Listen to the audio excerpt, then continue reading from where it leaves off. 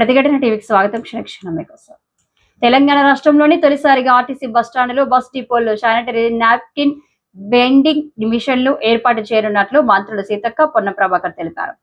Pilot ప్రాజెక్టులో భాగంగా సహేలి స్వచ్ఛంద సంస్థ సహకారంతో తొలుత ములుగు, హనుమకొండ బస్టాండ్లో ఈ మిషన్లను ప్రారంభించనున్నట్లు పేర్కొన్నారు. ఆ తర్వాత రాష్ట్ర వ్యాప్తంగా అన్ని డిపోలకు విస్తరిస్తామని తెలిపారు. దీనికి సంబంధించిన పోస్టర్ను శుక్రవారం ఆవిష్కరించి మాట్లాడారు. దేశంలోని ఆర్టీసీ బస్టాండ్లో తొలిసారిగా శానిటరీ నాప్కిన్ వెండింగ్ మిషన్లను అందుబాటులోకి తెస్తున్న రాష్ట్రంగా తెలంగాణ నిలవబోతున్నదని చెప్పారు.